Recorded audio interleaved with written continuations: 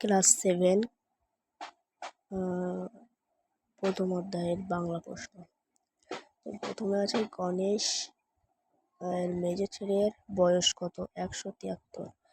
পাখি সব করে রব রাতি পোহাইল পদ্যটি কোন কবিতা থেকে নেওয়া হয়েছে? উত্তর আশরাফ সিদ্দিকী 21-এর কবিতা থেকে। বাই নেটিভ ল্যান্ড কার লেখা? এখানে আছে বাইরন। তো এটা আপনারা দেখে ফেললেন। তারপরে আছে, এটা তোমরা বইয়ের 29 পৃষ্ঠায় পেয়ে যাবে। তো তারপরে আছে দারোগা শব্দের অর্থ কি? দারোগা শব্দ হচ্ছে তুর্কি ভাষা।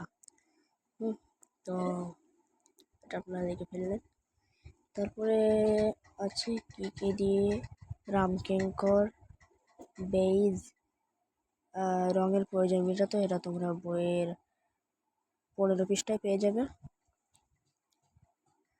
তারপরে সাথে আছে মেয়েদের একটু লজ্জা থাকা ভালো, এটা কে বলেছে? আয়া তোতাকে বলেছে। গণেশের খুশি এবং দুঃখ দুটোই হলো কেন? তো এটা তোমরা বইয়ের পাঠ্য বইয়ের 9 পৃষ্ঠায় পেয়ে যাবে।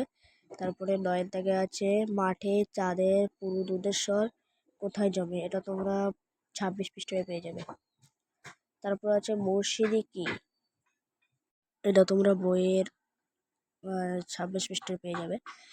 তারপরে আছে ছন্দে কান রাখতে বলেছেন কবি, কেন বলেছেন?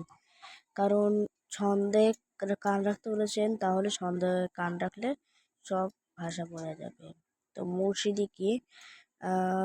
বাস্তব বিচক্ষ দেহস্থ গণি এ গান। মধুমুত কথার অর্থ কি?